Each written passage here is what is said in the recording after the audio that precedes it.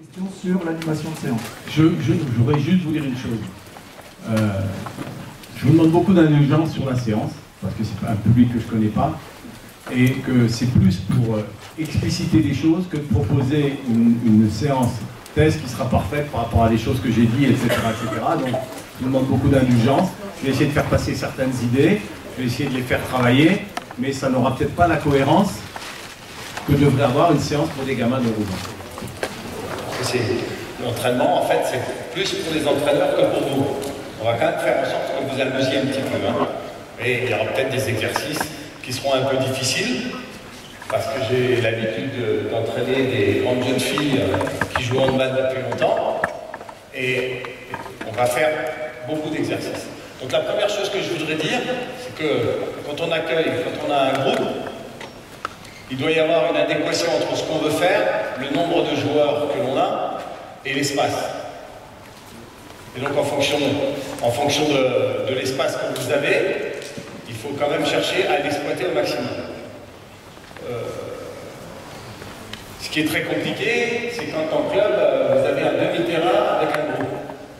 Je ne sais pas si certains sont confrontés à ce problème-là, mais étant donné que beaucoup de matchs se jouent dans le jeu sur tout le terrain, quand on n'a qu'un demi-terrain pour entraîner un groupe, et que c'est systématiquement comme ça, c'est un peu compliqué à aborder le jeu. Donc, juste sur l'espace, vous dire que cet espace, il est une unité, mais il est divisible en deux, et il est divisible en quatre. Donc, en fonction du nombre de joueurs que vous avez, là, on commence à avoir un nombre assez conséquent, ils sont autour de 20-22. Eh bien, pour faire travailler tout le monde en 22, des fois, il faut utiliser les 4 espaces du terrain. Et ce que je voudrais dire par rapport à ça, parce que j'en ai pas parlé,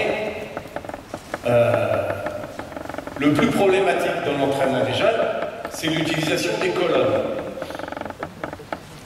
Parce que lorsqu'on est dans une colonne, il y en a un qui fait quelque chose et tous les autres sont statiques et ne travaillent pas. Alors je sais que c'est compliqué, mais la première chose qu'on doit faire quand on entraîne, c'est de réduire au maximum les colonnes. D'accord? En utilisant l'espace, en choisissant ces exercices, les colonnes étant extrêmement simples pour avoir de la discipline dans l'entraînement, parce qu'il est bien évident qu'à partir du moment où vous avez une colonne là et que vous avez une colonne là, bon, les jeunes ne peuvent plus trop bouger, mais si vous mettez un exercice ici, un là-bas, ça bouge dans tous les sens, ça vous oblige à vous multiplier, et bien sûr, un idéal, c'est d'être au moins 2 pour faire l'entraînement. Donc là, on va faire un exercice tout ça, on va les faire courir avec la balle, et vous allez observer les jeunes pour voir si, à un moment donné, en termes de dissociation, eh bien, la course est perturbée par le maniement du ballon. Allez, les enfants, vous allez prendre un ballon pour 2. Gilles, il va m'aider. Il va mettre les plots au milieu, sur l'axe médian ici. Tu mets les plots de 9 mètres à 9 mètres. Alors, les enfants, on va faire un exercice tout simple. Vous écoutez, vous mettez par 2, c'est fait, avec un ballon pour 2. On va courir comme sur un stade. D'accord? On ne traverse jamais la ligne ici, parce qu'en plus ça peut être dangereux. Donc on va courir et faire des passes ici. Arriver au bout, dans la zone, on va faire demi-tour et on va refaire la même chose. Ça va nous servir d'échauffement. Je vais vous demander de vous faire des passes, l'un à côté de l'autre ici, à 4-5 mètres, sans que jamais la balle tombe par terre. Il n'y a pas de dribble, et vous respectez le règlement, vous ne faites pas de marché.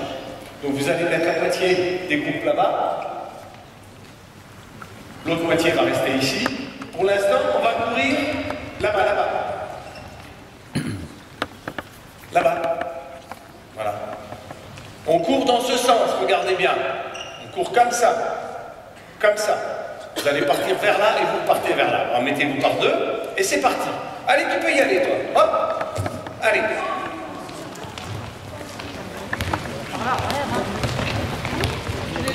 Allez, c'est parti. Allez. Voilà. Chacun son tour.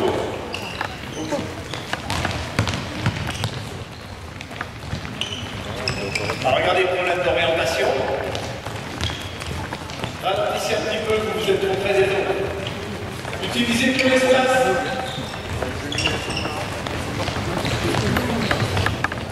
Tout seul. On a avec les deux autres. Oh les jeunes là, vous êtes la troisième avec lui. Allez hop.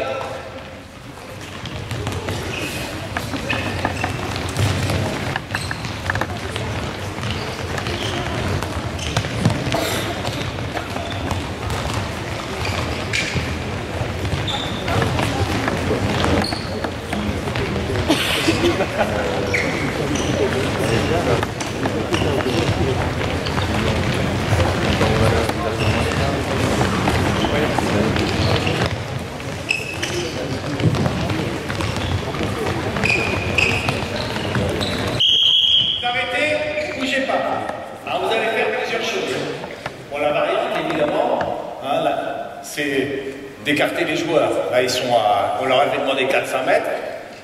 Donc là, vous êtes à peu près à combien de mètres l'un de l'autre, d'après toi? Ouais, c'est ça, 3,50 mètres. Donc tu vas là, voilà. On court à 5 mètres l'un de l'autre. Quand on court vers là, c'est qu'on court vers le but là-bas. On va attaquer ce but-là. Donc ce qui est important, c'est de prendre des informations sur le but ici. Donc vous allez essayer de faire quelque chose. À chaque fois que vous avez donné la balle à votre partenaire, vous regardez le but là-bas. D'accord? Donc je fais la passe, je regarde, et après je re-regarde la balle, sinon je vais la prendre dans le nez. Hein. Ok? On essaye ça? Autre chose. Vous ne devez jamais jouer comme ça. Vous devez jouer vers le but. Vous courez vers le but et vous maniez le ballon ici. Vous n'êtes jamais comme ça. Jamais tourner vers votre partenaire. Allez, c'est parti. Tournez vers le but.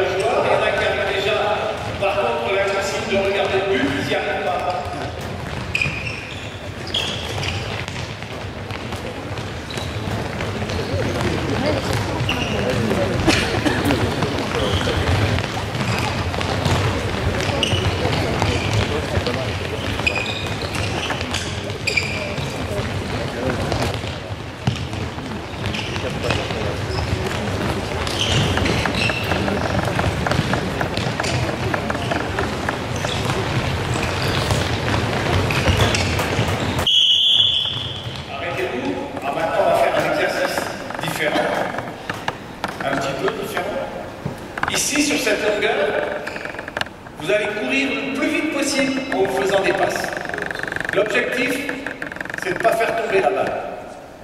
Donc, la distance qu'il y a entre vous deux, c'est vous qui choisissez. Si vous avez besoin d'être très près l'un de l'autre, vous restez très près.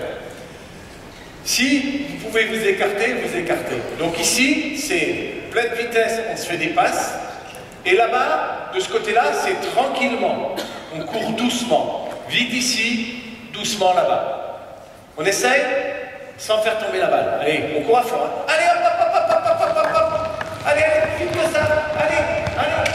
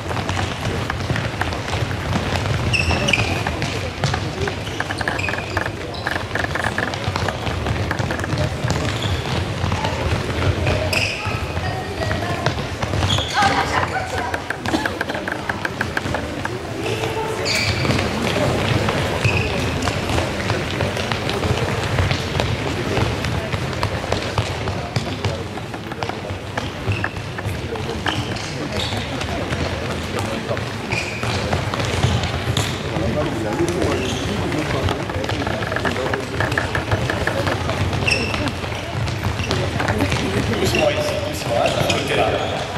On trottine pas, sans marcher. On fait tout doucement. Voilà. Tout doucement.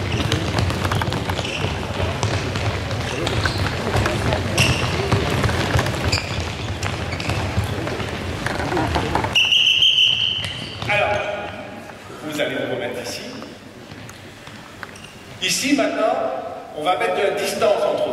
Parce que je ne sais pas si vous avez remarqué, à partir du moment où ils sont à 2-3 mètres l'un de l'autre, ils peuvent donner la balle de n'importe quelle manière. La balle arrive.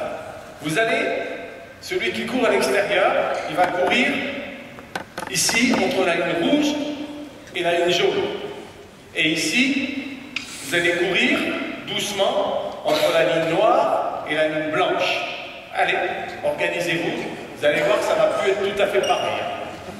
Allez, c'est parti. Non, non, vous êtes mal placés. Attention les enfants. Quand on vous donne une consigne, vous appliquez la consigne. Donc, toi tu es mal placé. Il n'y a personne ici. Tu dois être ici, entre la ligne noire et la ligne blanche. Ici. Non, non, ici. Là. Entre cette ligne-là, sur ce couloir ici. Et toi, au-delà de la ligne rouge. Quand vous donnez une consigne, hein, vous la faites appliquer. Hein. Si vous ne la faites pas appliquer, c'est pas la peine de la donner. Allez, ça dure le temps que ça dure, mais c'est pas grave. Non, t'es mal placé, tu dois être plus là-bas. Les filles de l'équipe de France, c'est pareil, ne vous inquiétez pas. On doit courir vite là-bas, vous courez pas vite, vous courez pas vite.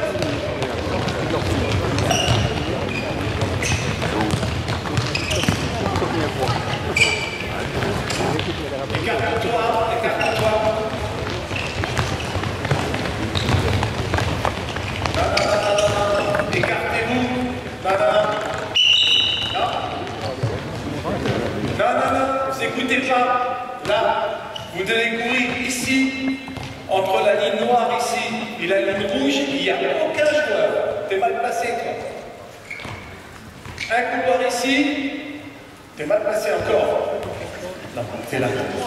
Regarde, t'es content. Olivier, c'est parce qu'ils sont trois.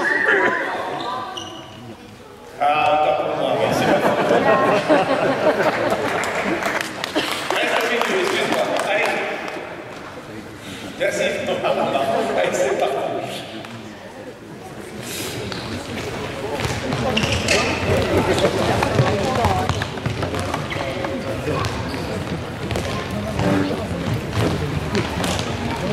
Et vous voyez très bien que la problématique sur les placements, c'est le positionnement de coups. Tous les coups qui sont bas, la balle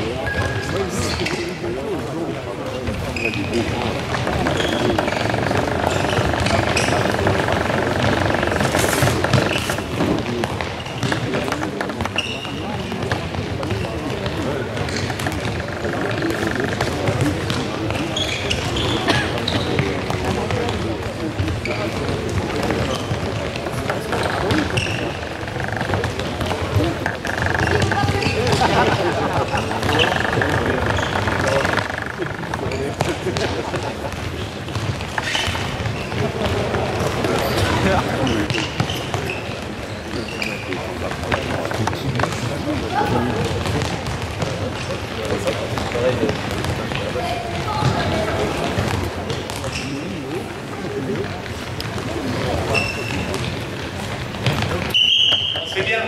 Allez, on va faire 3 collectifs. Prenez les maillots. Vous allez faire 3 équipes avec les maillots. Venez.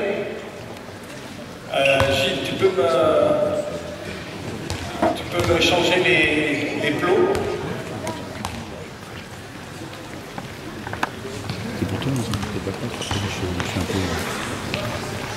Avec les plots, tu fais une ligne ici, Gilles. Là. Et en face, pareil. On va faire un petit jeu.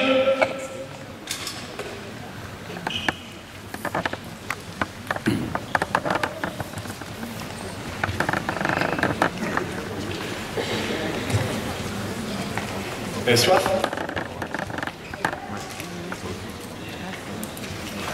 Allez, vous faites 3 équipes avec les maillots.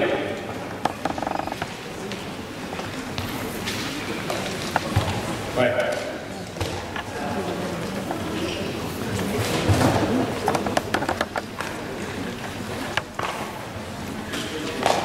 Ils sont plus nombreux que prévu, alors déjà que c'est pas ma spécialité. On devait les 16, ils sont 22, je suis paumé. Je vais vous montrer quelques petits jeux. Bon, ils vont peut-être pas tous forcément participer. Le jeu que je vais vous proposer, c'est un jeu de passe, et c'est un jeu qui est fait particulièrement pour travailler la relation pivot-arrière. Je n'ai pas eu le temps de tout dire, mais je vous le dis, je l'ai déjà dit dans toutes les formations, les passes au pivot, ça se fait 9 fois sur 10 à rebond. Si vous voulez être efficace avec votre pivot, faites des passes à rebond. Pourquoi? Parce que quand vous faites une passe à rebond, elle est beaucoup plus facile à attraper, parce qu'avec le rebond, la balle vous remonte dans les mains. Elle est beaucoup plus facile à attraper et elle est beaucoup plus difficile à attraper pour les défenseurs. Parce que globalement, en général, un être humain, il a les bras en haut et les pieds en bas. Peut-être des contraires, mais moi j'en ai jamais vu. Donc à partir de ce moment-là, il attrape avec ça, et avec ça, il prend 2 minutes. Donc je ne vois pas pourquoi on va passer les balles par le haut. Alors, les enfants, on va mettre des bleus là, on va mettre un bleu dans le cercle rouge ici. Gilles, tu t'es trompé. On va mettre un bleu ici, dans le demi-cercle ici.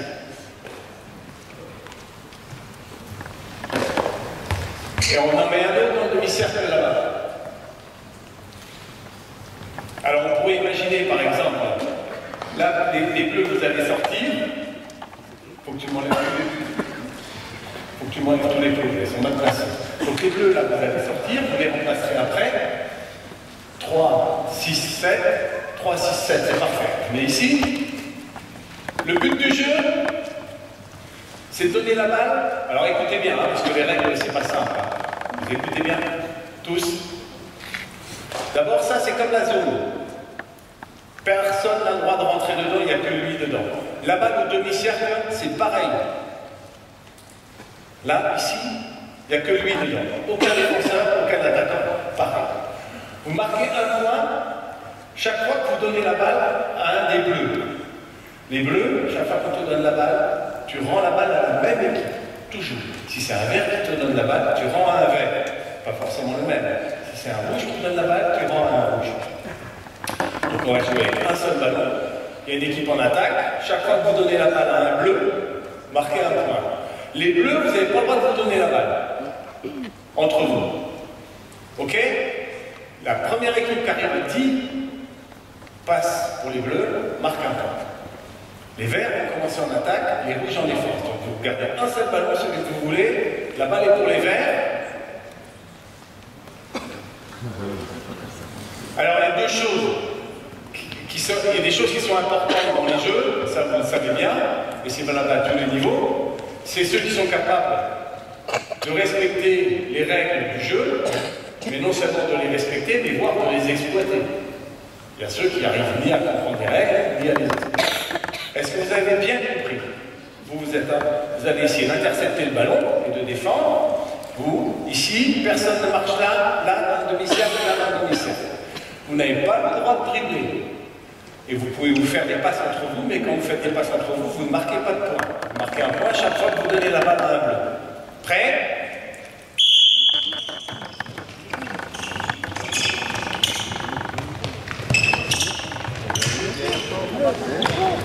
Allez, comment on marque un point?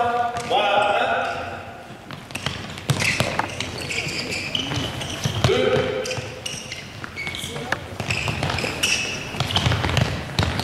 pas trop, 2 toujours.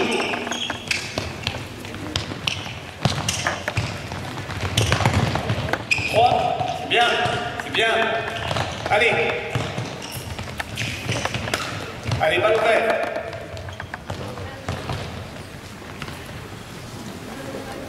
Balle ouverte.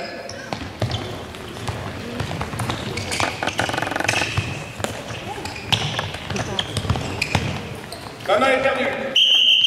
Attention, ça c'est important dans les jeux. Quel que soit l'âge, à mon avis, quand le ballon est bafouillé, il est perdu. Allez, c'est parti, ballon rouge. Balle ouverte.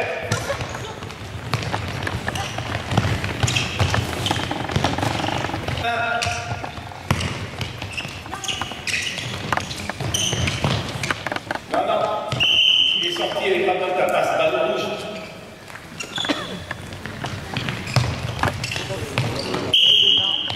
T'as pas le droit d'être là où tu es, balle ouverte.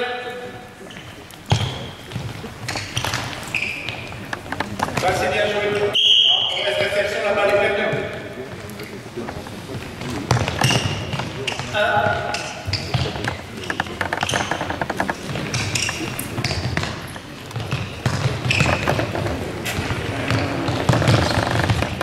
Balle ouverte. Alors, il y a quelque chose qui est important, c'est que, à mon avis, il faut les obliger à jouer vite, très vite. En équipe de France, quand on fait ce jeu-là, elles ont le droit d'avoir la balle une demi-seconde en main. Donc, plus vous allez les obliger à jouer vite, plus ils vont être obligés de prendre des informations avant. Si vous découvrez le jeu une fois que vous attrapez la balle, vous êtes mort. Vous ne pouvez rien faire. Si vous recevez, vous donnez, c'est que vous avez vu que c'était libre ici. Et il y a une autre notion, c'est que si la balle va très vite, l'adversaire n'a pas le temps de s'aligner sur les passes. Alors on va essayer de se faire des passes, même si on se fait des passes simples, des passes beaucoup plus vite. Allez, c'est parti. Allez, rouge. Donne au rouge. Rouge. Allez. Oui. Non. Vert. Allez. Vous êtes trop près. Rouge, vous êtes trop près les uns des autres. Bien joué. 1. Balle ouverte. Voilà, c'est bien.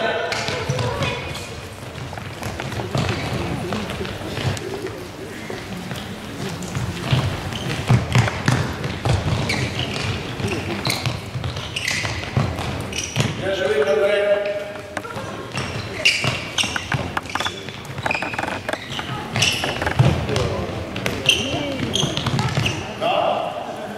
Ballon rouge. 2. Allez. Bien. 3. J'accepte. 4.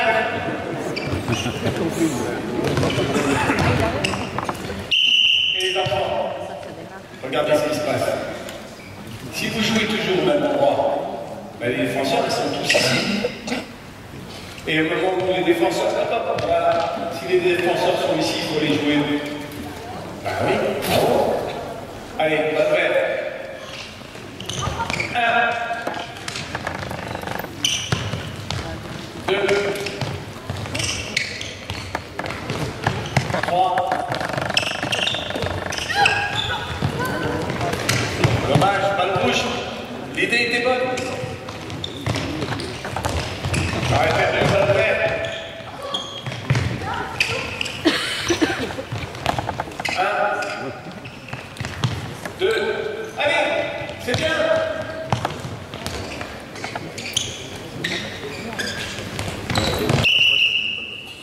En général, pourquoi il rate les réceptions? Pourquoi on rate une réception? Pourquoi tu rates la réception? Ah,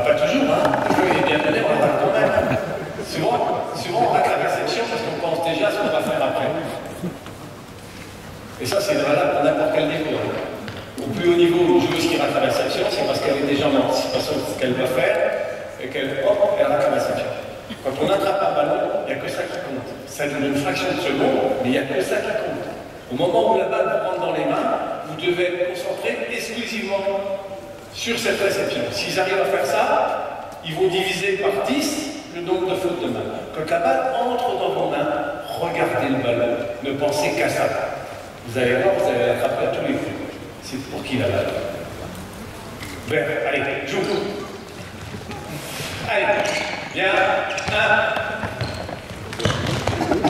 Quand la balle arrive, là, rouge. Ouais, perdu, vert.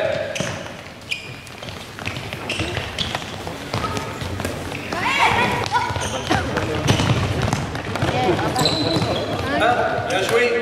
Fais pas trop de temps, fais pas trop de temps. Tu réfléchis trop. Ballon rouge. Ballon vert. Eh, c'est bon, joue. Ballon vert, toujours.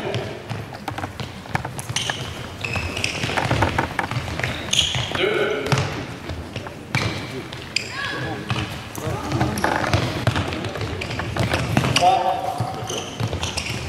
4, très bien ça, très bien. Oui, allez, on est concentré quand on reçoit la balle. 5, voilà, on s'applique dans la réception. C'est bien, interception, ballon rouge. Ballon rouge.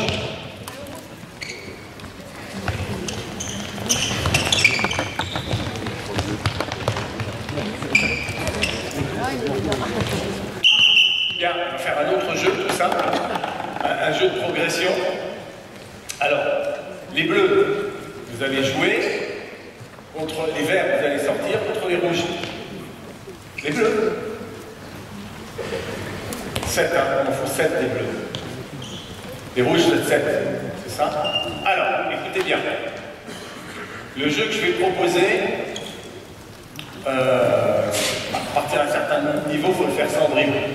Là, on va leur autoriser le dribble. Alors, on va faire un jeu de progression du ballon. Quand vous avez la balle, vous allez essayer d'amener la balle entre les 6 mètres et les 9 mètres là-bas. Une fois que vous avez amené la balle là-bas, vous marquez un point, et vous allez faire aller la balle dans l'autre sens pour essayer de marquer un point de l'autre côté. Vous les rouges, tant qu'ils n'ont pas perdu la balle, vous n'avez pas intercepté le ballon, vous êtes en défense. 3, 6, 7, vous avez le droit de dribbler. T'es quelle couleur, toi? T'es gardien, toi? Bon, alors, on changera un peu après. Essayez de trouver un maillot bleu aussi dans ton balle. Vous avez compris ou pas? On fait progresser la balle, on a le droit de dribbler. On essaie d'amener un partenaire entre les 6 mètres et les 9 mètres là-bas. Ouais. Non, tu ne poses pas la balle. Une fois que tu es arrivé là-bas, tu fais demi-tour, tu joues avec tes partenaires pour faire repartir le ballon là-bas. Ok? On va essayer de voir si vous avez compris. Jeu. Allez.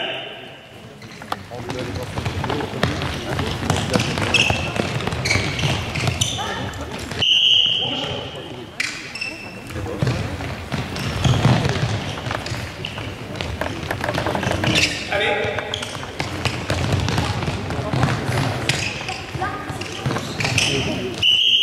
Regarde où sont tes pieds. T'es dans la zone. Ballon rouge.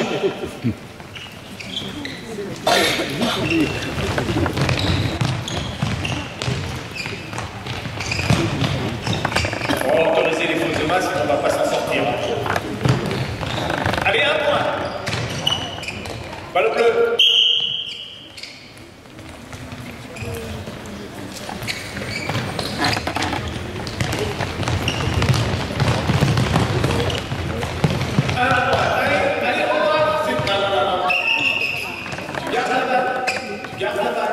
Allez, redonnez-lui la balle. Allez, un point. Allez, c'est parti. Vous avez le droit de dribbler. Allez, j'accepte. Allez, continuez.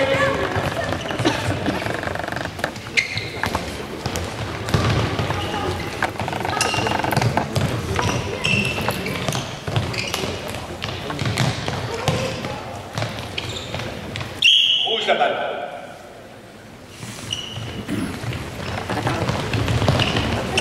Ce qui est notoire, c'est qu'ils sont souvent ou trop près de la balle ou trop loin de la balle.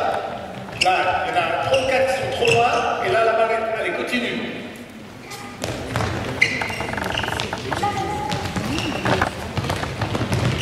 Un point. Allez, c'est bien, c'est bien, c'est bien. 2 points. Bien.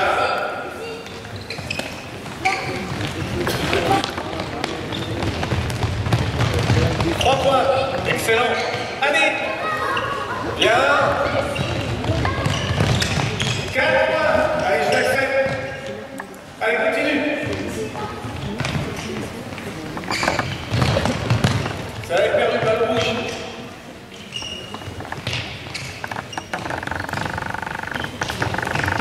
La balle bleue, dans l'autre sens. C'est bon, c'est bon.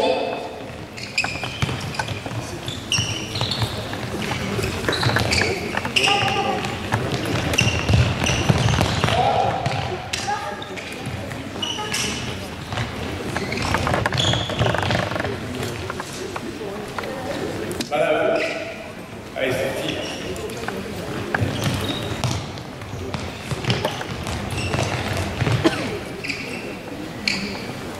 Alors, une fois qu'elle est perdue, elle est perdue. Qu'est-ce qu'il y avait la balle rouge? Ah, ballon bleu. Bien joué, l'interception. Faites pas de faute. Allez, tout de suite, tu joues. Quelque chose qui est très important. Écoutez bien, les enfants. Le meilleur moment pour marquer un but, c'est quand on récupère la balle. Vous étiez en défense, vous récupérez le ballon. C'est le moment le plus important dans le handball. Il faut tout de suite essayer d'aller marquer un but.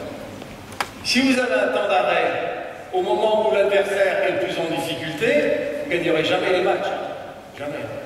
Un petit conseil pour ceux qui entraînent, et qui est peut-être des seniors ou de moins de 18, comptez le nombre de buts, comptez le rapport de force. Ça vous oblige à revoir le match ou alors avoir quelqu'un qui prend des notes. Mais comptez le rapport de force dans le jeu sur tout le terrain. Si vous voulez gagner les matchs, à la fin de chaque match, vous regardez si vous avez gagné en enlevant les buts en défense placée et en attaque placée. Vous prenez les contre-attaques, les montées de balles, les vôtres et ceux de l'adversaire et vous comptez. Et vous partez du principe que 9 fois sur 10, voire 10 fois sur 10, ce match-là, vous devez le gagner. Ben, je peux vous dire une chose, vous faites ça pendant des années et un jour vous devenez champion du monde, il n'y a pas de problème. Hein. Parce que le jour où vous battez dans ce jeu-là, les Norvégiens par exemple, vous avez beaucoup de chance de les battre réellement sur l'ensemble. Parce que quand on prenait des branlées contre les Norvégiens, on prenait des 15 à 5 dans le jeu sur tout le terrain. Après, comment voulez-vous gagner un match si vous prenez 15-5 dans le jeu sur tout le terrain? Donc comptez, faites l'effort de compter, et à partir du moment où vous allez compter ces buts-là, vous allez forcément induire un comportement chez vos joueurs. Mais quand vous récupérez la balle, pensez immédiatement à jouer, tout de suite, parce que là, ils sont totalement désorganisés, l'adversaire. T'es prêt? Allez, choup!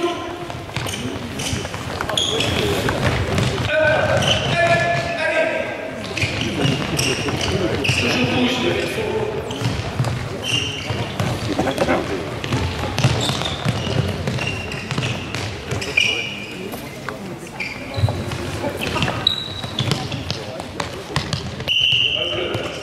Stop. D'autre part, bon, les pauvres, un peu, ils souffrent un peu dans l'exercice, mais ce que vous pouvez noter, c'est qu'il n'y a pas pour l'instant d'appropriation du dribble par rapport à tout le monde. C'est-à-dire que vous avez 4-5 joueurs qui ont compris qu'ils avaient le droit de dribbler et qui l'utilisent, et les autres ne l'utilisent pas. Ce qui est important dans l'entraînement, c'est de comprendre que le dribble, c'est un moyen. C'est un moyen. Faites attention quand vous supprimez le dribble à ce que ça soit bien compris. Et souvent, quand on supprime le dribble pour qu'on n'ait pas un joueur qui est tellement fort qu'il dribble tout le monde et que personne ne joue, essayez de veiller à laisser une frappe au sol. Parce que dans le handball, à part quand je pars en contre-attaque tout seul, la plupart du temps, j'ai besoin de quoi? J'ai besoin d'un dribble. J'arrive ici, j'ai besoin d'éviter, et bien le dribble va me servir. Le dribble est un moyen, c'est pas un stéréotype.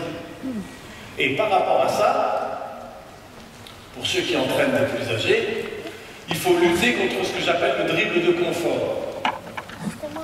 Le dribble de confort, il y en a deux types. C'est la joueuse qui est en montée de balle, Alison Pinault, on va la nommer. Au lieu de jouer que en réseau passe, elle reçoit la balle, elle dribble, ça ralentit tout le jeu, c'est pas efficace. Regardez une montée de balle nordique, il n'y a quasiment jamais un dribble. Et le deuxième dribble contre lequel il faut lutter, c'est que comme c'est difficile de recevoir la balle en mouvement, le ballon, eh ben, qu'est-ce que je vais faire? Parce que je suis un être humain et que l'être humain, c'est quand même l'animal le plus intelligent sur Terre, ben, plutôt que de m'embêter à recevoir la balle en mouvement, je vais la recevoir arrêtée et je vais me lancer comme ça. Et ça devient un stéréotype. Donc à l'entraînement, moi ce que je vous conseille, à partir d'un certain niveau, interdisez ce dribble. Je suis en attaque, je dois me lancer vers le but, je ne dois pas recevoir la balle arrêtée et faire ça. Parce qu'une fois que j'ai fait ce dribble, où est-ce que je peux aller jouer? Alors que si j'ai reçu la balle en mouvement ici, que j'ai encore mon dribble, je peux aller jouer n'importe où. Je peux fixer ici, aller jouer là, jouer. Mais si je me suis servi de mon dribble pour me lancer, j'ai plus aucune solution. On essaye encore un petit peu, les jeunes? Allez, c'est parti.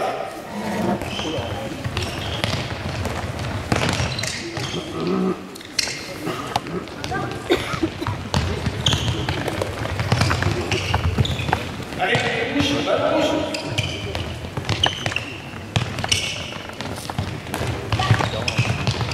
Aidez-le. Voilà, c'est bien.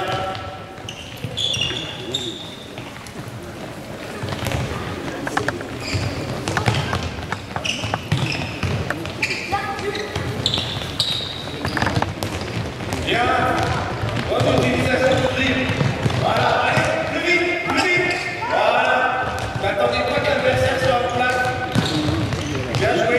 Rouge. Elle passe. 1.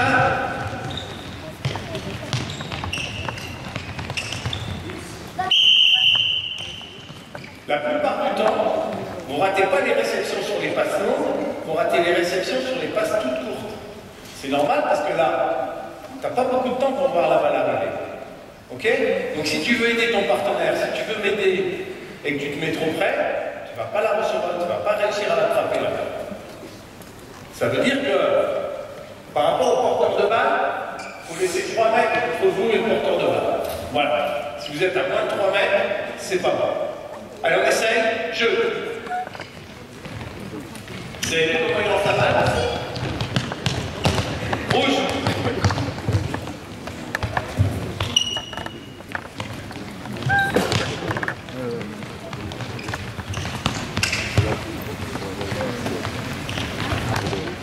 Il est tout seul là, faut venir l'aider. Bien. Bien. Pas trop près. 3 mètres.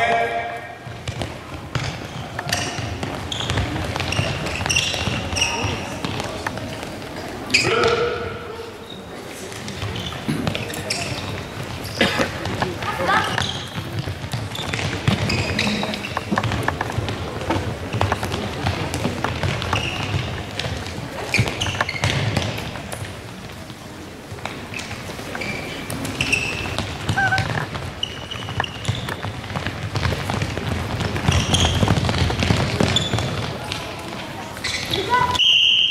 On va sortir les rouges, on va rentrer les verts. Allez.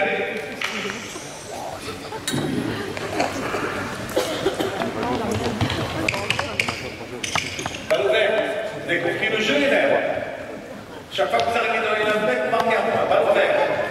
Vert. Allez, jeu.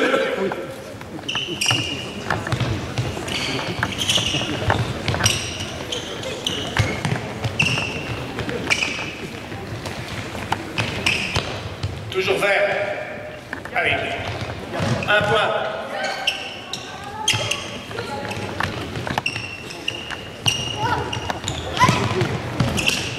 Bleu.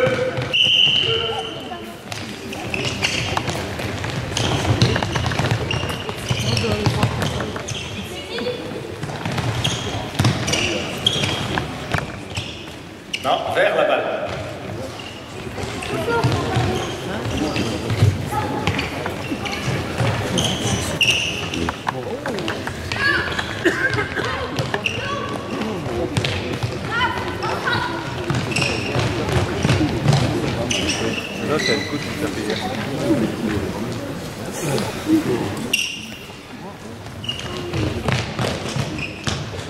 bleu.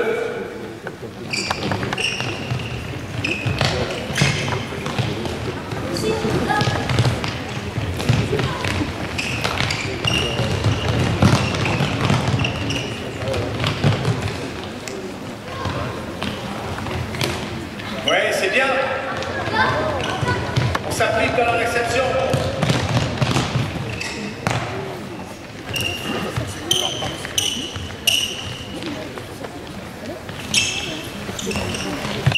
On va changer de jeu.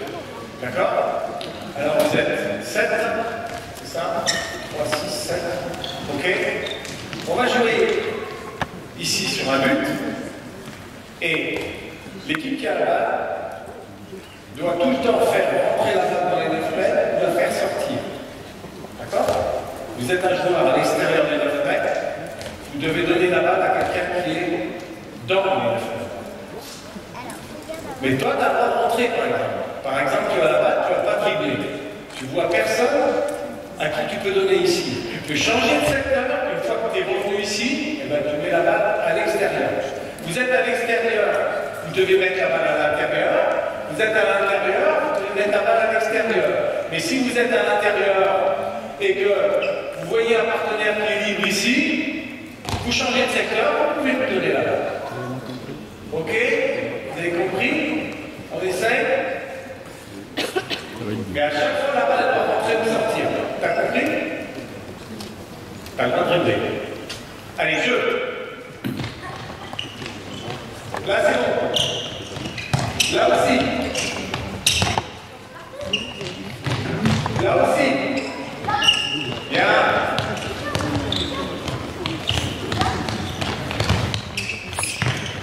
Ouais.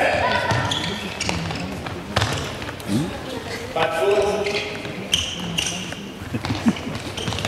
Oui, bien intercepté, les choux. Maintenant, reste sur ce but-là. Voilà, c'est comme ça. Allez, bien. Bien.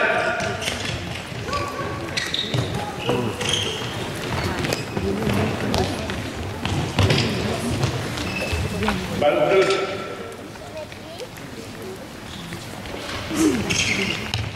Non. La balle, elle doit aller systématiquement, si tu es à l'extérieur, elle doit aller à l'intérieur. Redonnez la balle. Et je veux. Pas le droit de dribbler, mon grand.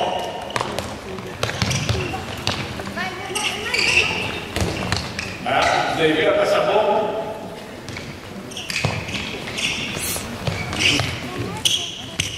Bien joué.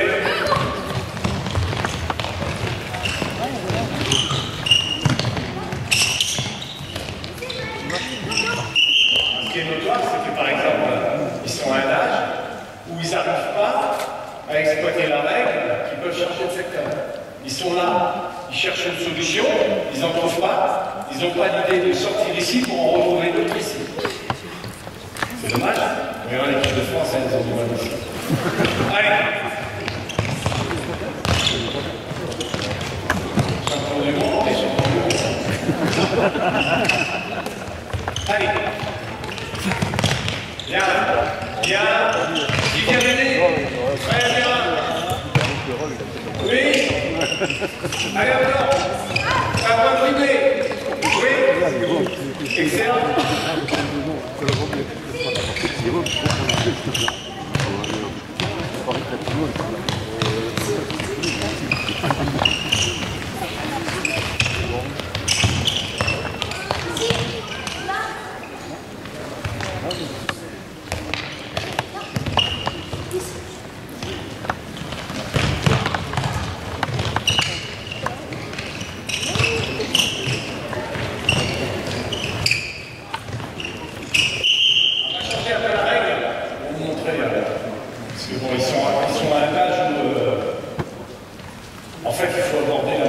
Essentiellement la motricité, recevoir campement, fixer, etc. Ça me paraît, c'est pas un âge de développement du jeu sur tout le terrain. Mais on va quand même faire un petit exercice. Allez, on va mettre les bleus en défense, les verts en attaque. Vous savez à peu près comment ça se positionne l'équipe de handball? Ah, ça va. Et si vous êtes faible, comment vous allez faire? mettez le plus haut. Vas-y, vas-y. Encore un autre. Alors, les verts. Les verts. Vous allez essayer d'avoir un joueur, chaque fois, vous allez essayer de faire en sorte, chaque fois qu'il y a un joueur qui met un pied ou les deux dans les 9 mètres, vous marquez un point. D'accord? Si vous faites intercepter un ballon, vous perdez 2 points. Si vous perdez la balle, vous perdez 1 point. On fait ça. 5 minutes et on change. 5 minutes, vous êtes en défense. Donc vous, ce que vous allez essayer de faire, c'est les empêcher d'avancer vers le but et de leur prendre la balle de temps en temps. Vous avez le droit de dribbler. Vous n'êtes pas obligé d'aller jusque dans les 9 mètres, mais chaque fois que ce joueur, par exemple, touche la balle, 1 point. Si vous avancez et que vous mettez un pied dans les 9 mètres, 1 point. On essaye? Je ne sais pas si ça va donner bien. Allez, jeu!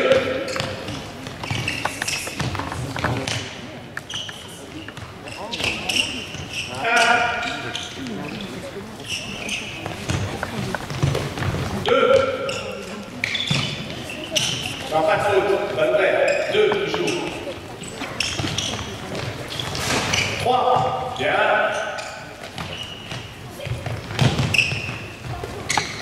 4.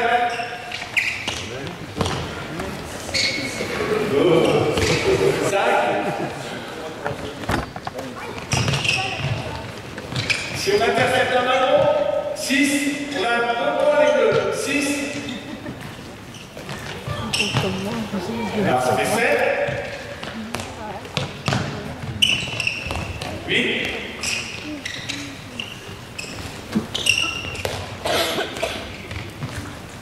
Alors on descend à 6 parce que le ballon a été perdu. Intercepté.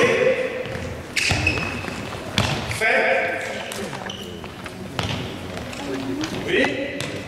On va à 10. On va continuer. Non, il y a un marché là. Il y a les prémices, vous avez vu chez les meilleurs, il y a les prémices de la notion de recevoir la balle en mouvement pour aller vers le but. Les prémices. Ce qui est difficile dans le bal des garçons, et ce que vous allez essayer de faire, quand on vous donne la balle, vous allez essayer de la recevoir en courant vers le but. Pas la recevoir arrêtée et avancer, par rapport à la règle du jeu, c'est bien aussi, mais quand on vous donne la balle, la recevoir en courant vers le but, ça veut dire que les passes, il faut les faire plutôt devant son partenaire, si on veut qu'il avance dans la balle. Allez, jeu. Avance dans la balle. Si tu veux, 1, 2. Balle interceptée, 0, toujours dans le bleu. 1, 2. Bien. 3, 4, 5. Bien joué. 6. Et les joueurs, on a intercepté. 7. Top, top, top, on a intercepté. 7, on descend à 5. Ballon bleu. 6. 7. 6, 4. Ballon vert. 2, toujours 4. 5. Bien joué. 6. 7. 5.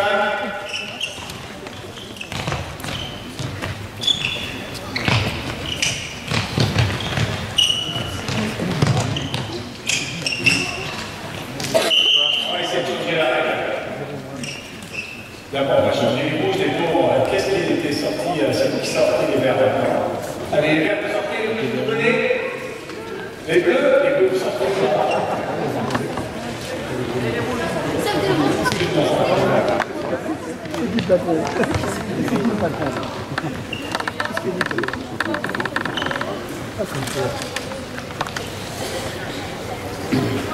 Maintenant, on va se faire des passes. Chaque fois qu'on va recevoir la balle vers le but, on va compter 1 point. Chaque fois que vous recevez la balle en avançant vers le but ici, vous allez marquer 1 point. D'accord?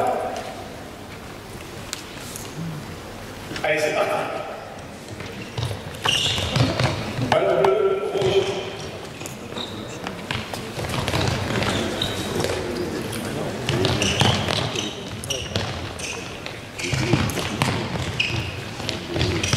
C'est bien, moi je la perdez pas la balle. Balle jaune, la balle rouge toujours. Voilà, vous voyez, c'est très intéressant parce que si vous voulez recevoir la balle, évidemment, pourquoi ils avancent sur vous? Parce que vous n'avez pas mis de joueurs dans la tête, vous n'avez pas mis de joueurs dans la défense. Donc il faut mettre des joueurs dans la défense, il faut mettre des pivots. Vous verrez que ça sera un peu difficile pour eux. Hein? Voilà, allez jouer. Ouais, tu marches pas en mouvement, c'est bien. Encore.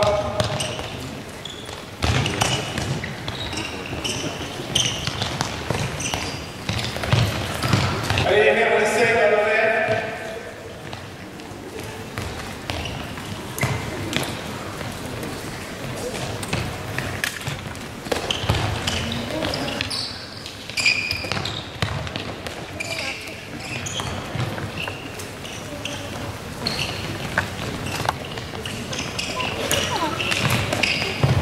Oui, bien.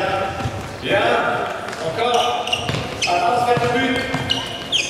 Sur le vert. Avance vers le but.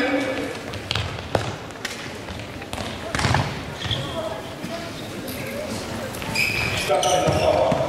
Pour avancer vers le but, vous savez, ce qui sera le plus facile, c'est que vous arriviez à mettre la balle sur les joueurs pivots. Il faut toujours mettre 2 joueurs pivots. Une fois que vous avez réussi à mettre la balle sur ce joueur, c'est plus facile de vous lancer vers le but que ce que la balle vienne de côté. D'accord? Donc essayez de mettre la balle, mettez un joueur ici. Et une fois que vous arrivez à mettre la balle sur ce joueur, engagez-vous. Allez.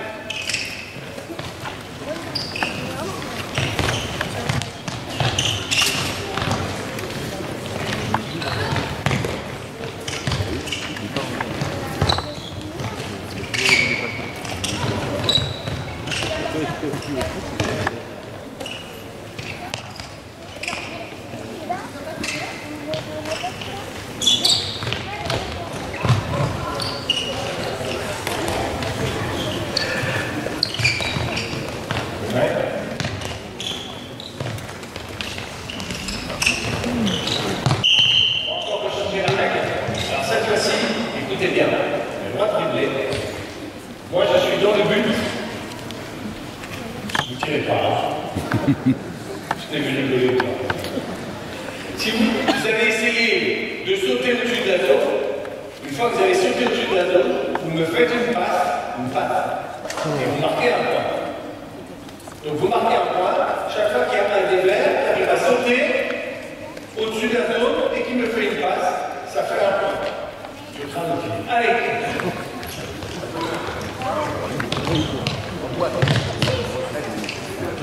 Alors maintenant, attention parce qu'à partir du moment où on met rouge, vous prenez la balle, vous pouvez essayer de marquer un point tout de suite en allant attaquer ici.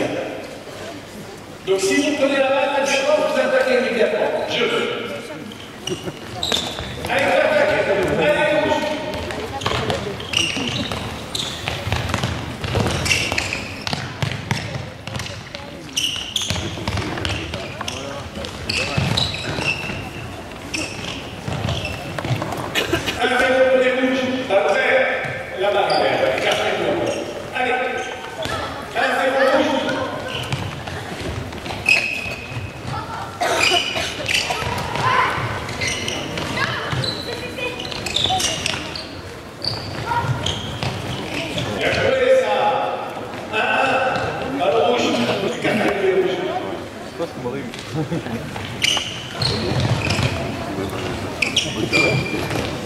Allez, mec, tout de suite.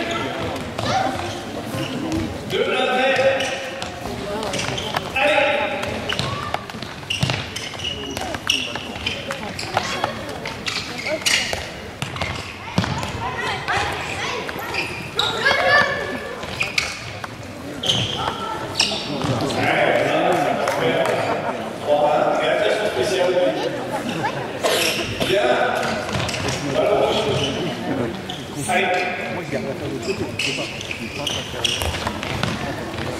Ah, t'as pas sauté. Ballon rouge toujours. 3-1.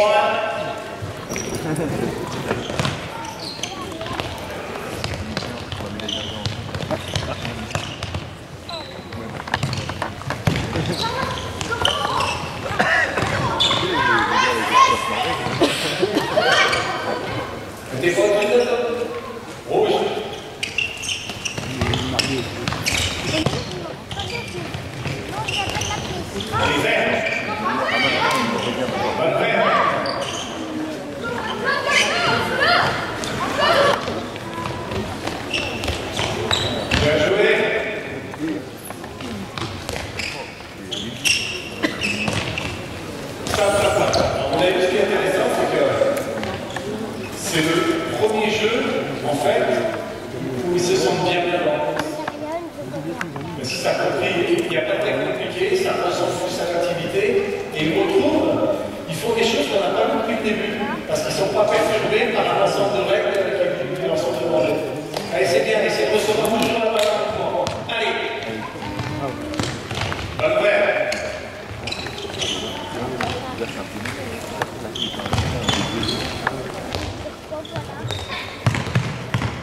Allez, Dédé.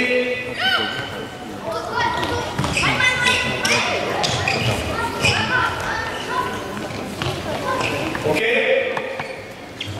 Balle rouge. Que dans les cafés.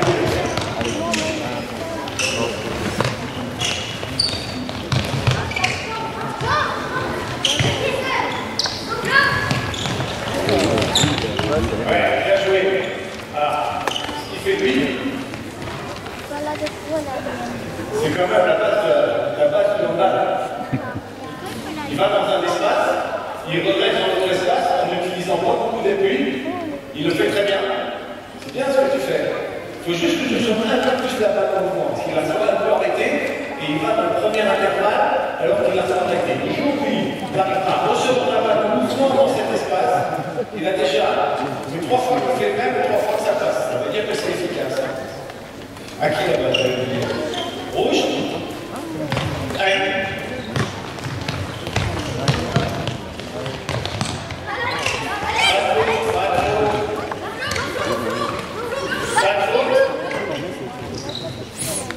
Ok.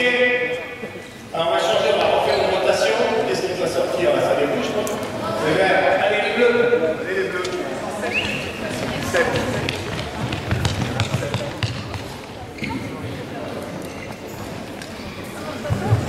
Vous avez compris le jeu des bleus? Oui. C'est bien.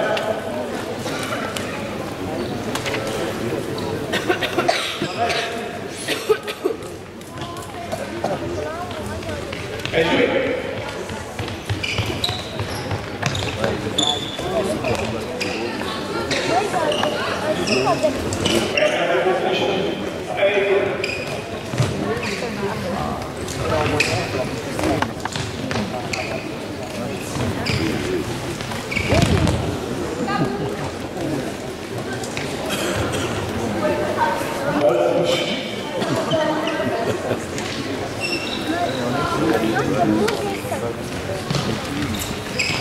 Bien joué. Point. Les bleus.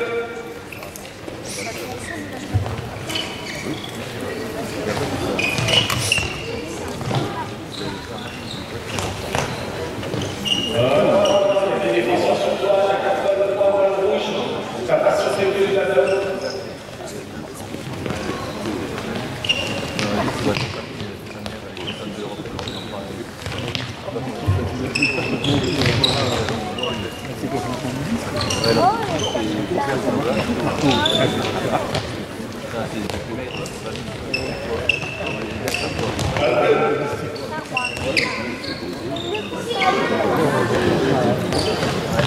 Bien défendu, on défend, c'est bien. Ok. Balle rouge.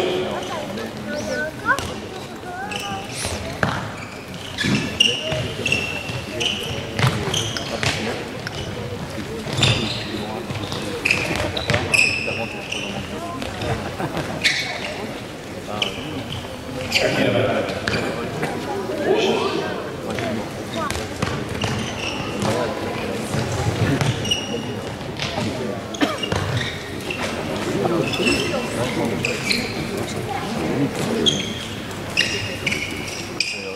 Allez, dernier ballon.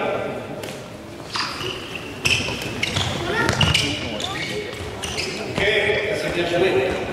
Bon, je voudrais que j'ai un avis à ta famille, je voudrais quand même qu'on puisse discuter. Donc les garçons, on va arrêter. Hein, d'accord?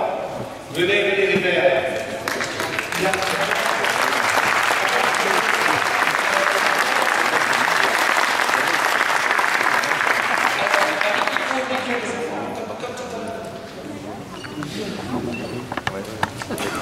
Allez, je vais vous dire un mot.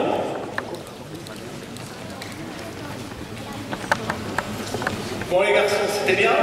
Il va falloir un peu s'entraîner avant de jouer en équipe de France, hein, d'accord? Aujourd'hui, la grande difficulté pour vous, c'est de jouer avec la balle en courant. Donc, ce que vous avez besoin, c'est de jouer sur tout le terrain, de recevoir la balle, de la relancer en courant. Vous devez essayer en permanence de recevoir la balle en mouvement, parce que c'est ce qui est difficile. Vous arrivez à peu près à recevoir la balle arrêtée, mais pour recevoir la balle en mouvement, c'est plus compliqué. Et pour l'instant, c'est pour ça que j'ai fait un entraînement sans tir. Je sais que vous ne devez pas être content parce que vous n'avez pas marqué de but, c'est pas grave. Par contre, vous avez fait beaucoup de passes, vous avez beaucoup couru, et ça, c'est déjà une bonne chose. Donc, vous avez absolument besoin de vous habituer à recevoir la balle en mouvement. C'est ce qui est difficile dans le handball, pour vous et pour tout le monde. La recevoir arrêtée, vous arrivez à peu près, et quand vous ratez des réceptions, c'est parce que vous avez un peu peur de la balle, et parce que vous ne regardez pas assez le ballon. Au moment où la balle entre dans vos mains, si vous regardez bien ce ballon, même si ce n'est pas très longtemps, en fraction de seconde, eh bien vous l'attrapez. Si vous ne le regardez pas, vous ne l'attrapez pas. D'accord? Donc toute la difficulté du handball, c'est que c'est un jeu où on court, mais aussi on manie un ballon avec le haut du corps. Donc avec le bas du corps, on fait quelque chose, et avec le haut du corps, on fait autre chose. D'accord? Merci de votre collaboration. Alors, juste avant de partir, les enfants, vous allez vous retourner face au photographe, Olivier, dans ce sens-là. Allez.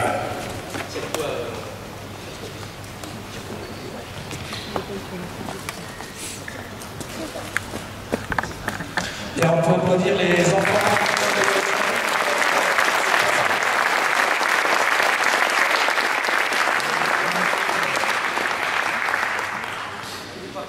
Alors, dans la tribune, il y a 2 micros disponibles, avec Sarah à ma gauche, Carole à ma droite. Donc, si vous avez des questions à poser à Olivier, notamment par rapport à la conférence de tout à l'heure et la séance qu'on vient de voir.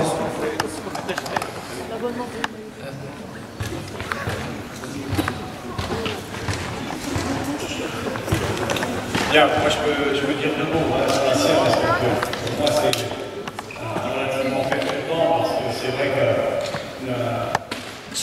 les capacités de maniement du ballon restreignent du coup l'activité. Donc plus que jamais, je pense que ce qui a été dit tout à l'heure, à savoir que la difficulté c'est recevoir en mouvement, c'est d'actualité. Il n'y a pas besoin de faire de tir. Aujourd'hui, s'ils arrivent à sauter à 6 mètres, ils vont marquer la plupart du temps. Quand c'est un gardien de leur âge, ils vont marquer. La difficulté, c'est pas le tir. La difficulté, c'est tout ce qu'il y a en amont du tir. C'est changer la balle, réussir à avancer, etc. etc. Donc, ils ont besoin d'utiliser tout l'espace. Ce qui est assez marrant, c'est que ils ont du mal à sentir à quelle distance ils doivent se mettre des partenaires pour l'aider efficacement. Il y en a qui, c'est assez habituel, hein. Il y en a qui sont trop loin, et puis il y en a en voulant aider, ils viennent tellement près que la balle leur arrive vite dessus, et ils ne l'attrapent pas. Donc je crois qu'il y en a un qui est au-dessus du lot, c'est le petit 19. Si vous avez remarqué au niveau du premier exercice, dans le maniement du ballon, il tire des balles à la main, il arrive à courir et à lancer la balle. Donc il n'a pas de souci. Par contre, ce gamin-là, il a besoin, lui, beaucoup, il est meilleur dans les exercices sur tout le terrain que dans les exercices statiques ici. Mais pourtant, il va vite arriver à cette phase-là. C'est pour ça que c'est bien de faire du jeu sur tout le terrain. On voit bien que ces gosses-là, ils vont s'amuser que si on crée de l'espace, qu'ils jouent peu nombreux et que ça joue sur tout le terrain. Seulement, il faut quand même savoir aussi qu'à un moment donné, ce jeu-là, il s'arrête. Et on passe à un jeu qui est complètement différent, avec une défense qui est organisée et qu'il faut attaquer. Quand vous allez au Danemark, vous voyez des équipes de petites sages-là, à 6 contre 6, la défense n'est pas étagée, et ils se font des passes comme ils se font des passes là, ils marquent quasiment pas de but, et c'est leur pratique. Nous, on a l'habitude d'avoir une pratique beaucoup plus étagée sur le terrain pour leur permettre de s'exprimer. C'est une bonne chose, mais il ne faut pas oublier qu'à un moment donné, ça va basculer vers autre chose. Et que des fois, c'est assez abrupt de passer d'un handball à un autre. joue que sur tout le terrain. En balle, on joue quasiment que en opposition 6 contre 6. Moi j'avais quelques remarques aussi par rapport à ce que vous avez posé, notamment sur la conférence de tout à l'heure. Olivier a parlé aussi de situations ludiques avec les enfants. Ça doit rester un jeu sous forme de défi. Donc on voit là, sur les situations proposées par Olivier, qu'à chaque fois, à travers l'exercice, ça reste un jeu. Et la notion de défi, elle sert aussi à motiver les joueurs, notamment dans l'investissement. Et on voit que du début à la fin, il y a une progression dans ce sens-là, où les enfants se sont vraiment investis, mais de plus en plus. Et Olivier parlait aussi de transfert, de transformation dans la séance, dans l'entraînement. Et là, on voit bien que les enfants ont évolué du début à la fin de la séance. Donc ça, c'est très intéressant et c'est un des messages aussi qu'on voulait vous faire passer. Ensuite, par rapport à la situation proposée, vu le nombre important de joueurs, Olivier a proposé des situations où les enfants sont en activité permanente quasiment. Il n'y a pas de temps fort, de temps faible, il n'y a pas de moment où les enfants s'ennuient, ils sont tout le temps en train de jouer, en train d'être en activité. Notamment aussi sur l'occupation de l'espace, Olivier, dans la conférence tout à l'heure, il disait qu'il faut éviter les colonnes, notamment dans les situations de tir. Donc là, on n'a pas pu mettre de tir en place, mais c'est pas grave. Sachez que le fait d'éviter les colonnes multiplie aussi l'activité. Si vous avez 2 buts, utilisez les 2 buts si vous avez 2 gardiens. Et en plus, il existe un outil qui est intéressant, c'est le lignant. On l'oublie souvent. Dans les situations de duel, de tir gardien, duel gardien-but, les buts de Lignande, vous rajoutez 2 buts, voire 3 buts, 4 buts, 5 buts, 6 buts, vous avez 6 buts à votre disposition, donc vous multipliez encore l'activité. Voilà. Est-ce que vous avez des questions? Personne? C'est pas possible que 160 personnes ne parlent pas. Alors, ils sont timides. Allez, vas-y Carole.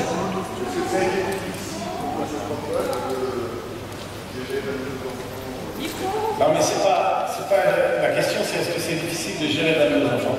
La question c'est pas de gérer 22 enfants. La question c'est de gérer leur niveau de jeu.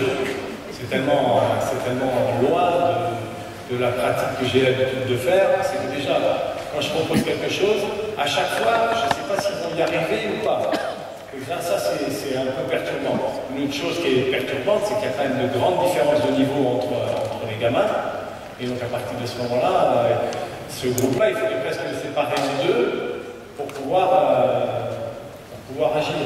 Mais je reviens aussi sur la notion d'espace qui est important, parce que le succès du handball fait que vous avez peut-être aussi des groupes qui sont très importants. Moi, quand j'entraînais, j'étais joueur, j'avais 7-8 joueurs à l'entraînement. Je sais que vous, dans certains clubs, vous avez 15, 20, 25. Sur la première situation, si vous mettez 2 défenseurs dans chaque carte de terrain et vous faites des groupes de 2, en imaginant un groupe de 2 en attente ici, donc vous avez 4 groupes de 4, ça fait 16 joueurs de champ, 2 en attente, vous avez 20 joueurs sur le terrain qui sont quasiment tous en activité en permanence. Et si vous en avez encore plus, vous faites 3, 3, 3 et vous multipliez. Donc l'une des préoccupations à l'entraînement, c'est quel espace j'ai, combien j'ai de joueurs pour organiser les exercices et pour qu'il y ait un maximum d'activité. Parce que moi, mon entraînement, il n'était pas terrible, mais les gosses ont beaucoup couru, ils ont beaucoup essayé d'attraper un ballon et ils ont beaucoup essayé de le relancer. Donc à mon avis, c'est déjà pas mal. Parce qu'il y a quelques gamins, notamment je pense à un gardien de but, et à un moment donné, 10 minutes là, sur l'exercice ici, il avait déjà du mal. Ça veut dire qu'il a du mal à courir. Donc c'est compliqué.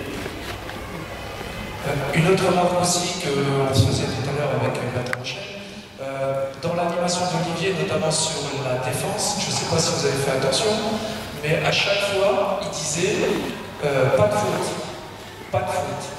À chaque fois, c'était une recherche dans les savoir-faire individuels sur l'interception, le harcèlement du porteur de balle, la dissuasion. Donc la question pour Olivier, c'est est-ce qu'on peut s'interroger sur le fait, est-ce qu'on doit apprendre aux enfants de cet âge-là à travailler le savoir-faire de la neutralisation? Moi, c'est une question qui me taraude aussi l'esprit, puisque quand on regarde les matchs de jeunes et qu'on écoute les managers, quand on voit le savoir-faire neutralisation sur les jeunes joueurs, ça donne tout sauf ce geste de savoir-faire individuel, à savoir neutraliser le porteur de balle. C'est surtout des ceintures et c'est surtout par rapport au règlement, et ben c'est des sanctions de 2 minutes. Alors, est-ce qu'il vaut mieux pas développer des savoir-faire défensifs tels que l'interception, dissuasion, harcèlement, plutôt que de vouloir à tout prix faire travailler la neutralisation ou faire comme des grands? Pour moi, c'est une évidence qu'à cet âge-là, il faut tolérer aucune faute, parce que c'est déjà difficile d'attaquer si en plus les défenseurs font des fautes. Et étant donné que de toute façon, un handballeur ou une handballeuse va faire de plus en plus de fautes, s'il commence à 10 ans à faire des fautes, c'est des tueurs à 16 ans. Donc je pense qu'à cet âge-là, il faut tolérer aucune faute. Le porteur de balle ne doit pas être touché, et chaque fois qu'il est touché, qu'il est un peu déstabilisé, il faut lui rendre la balle. Et c'est vrai que quand on voit des niveaux intermédiaires, on voit beaucoup trop de fautes.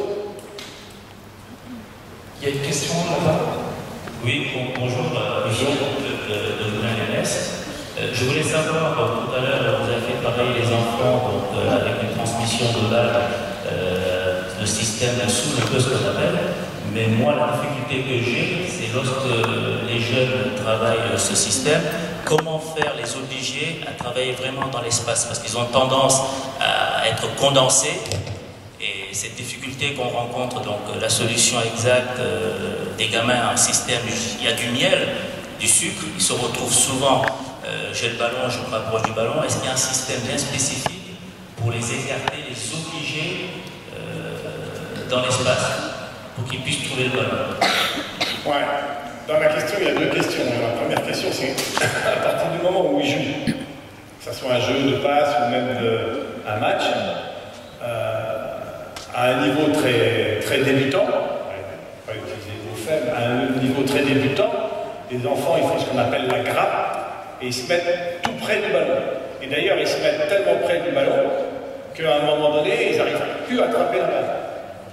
Donc quand ça joue comme ça, à part donner des consignes, expliquer pourquoi c'est contre-productif, je ne vois pas trop comment on peut faire. Par contre, quand on fait des exercices, c'est important, quand on fait des exercices de passe, de les écarter un petit peu pour qu'ils prennent conscience, à un moment donné, que le handball, ça se joue aussi sur des passes relativement longues. Comme j'ai dit tout à l'heure, c'est que les enfants, s'ils sont à 2 mètres l'un de l'autre, et les adultes qui ne savent pas jouer, c'est pareil, à 2 mètres l'un de l'autre, on peut faire n'importe quel geste, la balle elle va arriver. Mais quand on est à 8-10 mètres l'un de l'autre, si on n'a pas un geste un minimum correct, la balle n'arrive pas. Si vous prenez, quand on les a écartés ici, là, eh bien, les meilleurs, ils ont tout de suite réussi parce qu'ils ont le bras qui est relativement placé, et tous ceux qui poussent la balle comme ça, ils ne peuvent pas donner la balle à 7-8 mètres l'un de l'autre. Mais au niveau des jeux, il faut leur faire comprendre que si on est trop loin de la balle, on ne l'aura jamais, et on n'aide pas le porteur de balle, et si on est trop près, on n'arrive pas à l'attraper, donc c'est pas bon non plus. Donc il faut respecter une distance, et il faut demander aux joueurs de s'écarter un petit peu du porteur de balle. Mais à part le dire par la voix, moi je ne sais pas, je ne suis pas assez spécialiste des enfants de cet âge-là pour vous donner vraiment des recettes. On a une autre question ici à ma gauche. Oui, bonjour, Didier Dumier de Château-Salin. Je m'occupe des filles de moins de 13. Actuellement, je n'ai pas de gardienne fixe. Alors, on me dit qu'il devrait avoir une gardienne fixe. Qu'est-ce que vous en pensez? Moi, personnellement, je pense que si une gardienne ne peut pas être bonne, c'est pas bonne joueuse. Qu'est-ce que vous en pensez? C'est ce que j'ai dit tout à l'heure par rapport à Cléopâtre Darnaud. Moi, je pense qu'effectivement, que vous n'ayez pas de gardienne fixe à cet âge-là, c'est pas plus mal, c'est une bonne chose. C'est une bonne chose parce que peut-être, nous, notre objectif, c'est d'avoir d'excellents gardiens de but parce que le poste de gardien de but, et vous le savez très bien, c'est le poste qui agit le plus sur la performance. Vous l'avez vu encore sur la finale du championnat du monde. S'il y a une joueuse qui fait gagner l'équipe de France durant 60 minutes, c'est Amandine Lénaud, avec l'aide de Cléopâtre Darnaud qui a détourné un penalty. Donc c'est le poste le plus important dans l'efficacité au niveau du handball. Donc on a besoin d'avoir sur ce poste-là, à la limite, les meilleurs. Donc que ça tourne sur le but, c'est pas inintéressant pour essayer. J'en ai une qui est bonne et qui s'accroche au poste, C'est pas inintéressant aussi, à un moment donné, quand on va devenir tireur, de temps en temps de passer dans le but, hein, parce qu'il y a une interdépendance qui n'est pas assez développée entre le tireur et le gardien de but. Par exemple, Jeannot va intervenir. Nous, notre idée, c'est pas d'avoir des spécialistes du rôle du gardien de but, à terme, à long terme.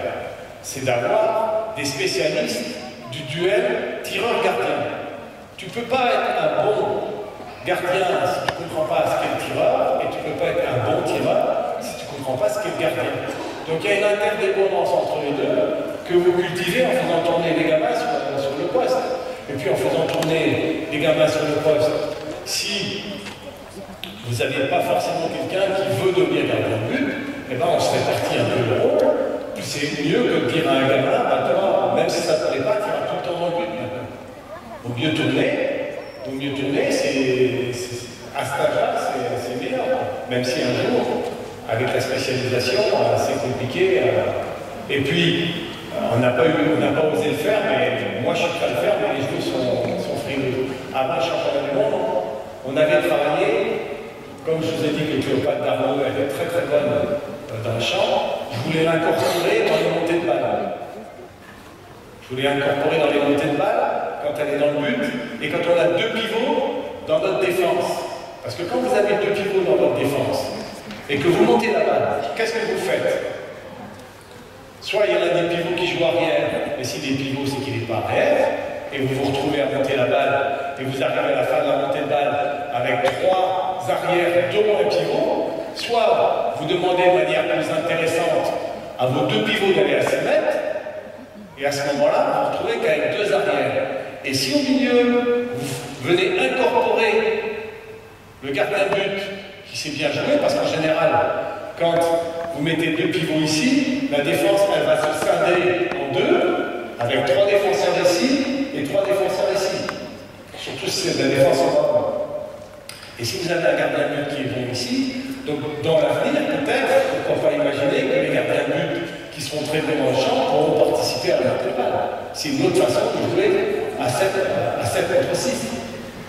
Et en tout cas, c'est très efficace au début de la montée de balle. Si par exemple, vous montez la balle, au début de la montée de balle, vous faites 2 passés bas avec votre gardien de but, pour les défenses qui s'étagent, ça peut être intéressant. Ça peut être intéressant. Donc moi, ça ne me pose pas de problème que vous n'ayez pas de gardien de but à cet âge-là.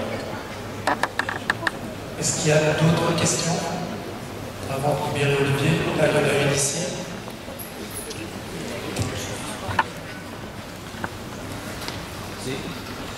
Philippe Diva-Saint-Pierre. J'ai un groupe de moins de 13, j'ai 21 filles, et en fait, dans les 21 filles, j'en ai une dizaine qui ont un niveau, on va dire, au-dessus, et une dizaine qui a un niveau inférieur. Comment je peux gérer l'entraînement par rapport à ça? L'idéal, il faut faire des exercices où vous séparez les deux, à l'idéal. Sauf que là, je suis seul. Ah oui, je sais bien. Vous allez d'un endroit à l'autre. Impossible. Juste une remarque par rapport à ça, c'est intéressant. Ce que veut dire Olivier, c'est qu'il faut réussir à faire en sorte qu'il y ait des groupes homogènes en opposition. Voilà. Surtout pas mettre des fortes contre des faibles, parce que ça n'a aucun sens ni pour les forts ni pour les faibles. Exactement. Dans la mesure du possible, essayer de mettre en place des situations d'opposition homogènes, bon, ça serait l'idéal. Ouais. Parce que c'est ce qui se fait malheureusement beaucoup. Pour travailler sur le 7 majeur, on met les 7 meilleurs contre les 7 plus mauvais. Bon, ça ne peut pas fonctionner. Ça ne peut pas fonctionner. Donc à un moment donné, soit vous travaillez, vous mélangez, et vous allez surtout élever le niveau des plus faibles, mais vous n'allez pas forcément nourrir les plus forts. Soit par moment, vous séparez en deux groupes. Juste une remarque encore par rapport aux soucis que vous avez quand vous êtes entraîneur, c'est de vouloir surveiller systématiquement tous les joueurs sur la séance. Il ne faut pas, comment dire, il faut mettre en place un travail en autonomie aussi par moment. C'est-à-dire même si ça peut être un petit peu difficile à gérer, parce qu'on a peur que ce soit un petit peu le foutoir sur le groupe qui est en autonomie, il Ça fait partie aussi de la formation des jeunes joueurs et des jeunes joueuses qui puissent travailler par moment dans l'entraînement en autonomie. Donc s'occuper d'un groupe sur un demi-terrain, même s'il n'y a personne avec les autres, lancer l'exercice avec les autres aussi. Et puis, à un moment donné, on laisse cela en autonomie et on va voir votre groupe. Il faut le faire. Il y a une autre question, je crois. Ça sera la dernière parce qu'Olivier va être contraint de temps. Ce matin, vous avez parlé de la défense et en fait, par rapport à la CAP, j'aurais aimé savoir pour l'agressivité, est-ce que sans occasionner des fautes, tout en parlant d'agressivité avec des enfants? Agressivité avec des enfants, ça n'existe pas. Voilà. Donc, mais l'agressivité, on peut la mettre dans ce cas-là, j'ai envie de dire, dans la volonté de défendre, dans la volonté d'intercepter, dans la volonté de s'opposer.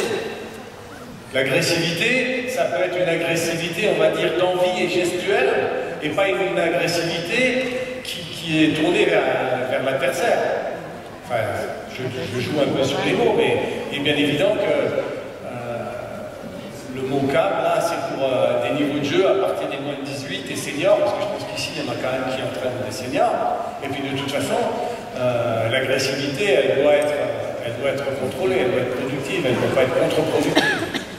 Donc je pense que être agressif en défense pour les jeunes adultes et les adultes, c'est important.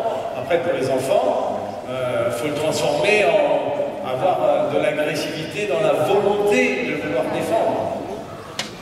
Et pour enchaîner là-dessus, on l'a très bien vu dans la dernière situation d'Olivier, où pour marquer un point en attaque, il devait mettre un pied dans les 9 mètres, voire les 2. Par contre, les défenseurs pouvaient aussi intervenir en empêchant l'accès dans les 9 mètres. C'est quelque part une forme aussi d'agressivité, mais à travers le jeu, le volume défensif, l'activité en défense. Voilà, donc quelque part, moi j'y ai vu une forme, entre guillemets, d'agressivité sur cet exercice-là en défense. Voilà, donc je voudrais remercier Olivier pour ces 2 interventions. Donc avant de libérer Olivier, on a un petit cadeau à lui remettre par le président du comité départemental de la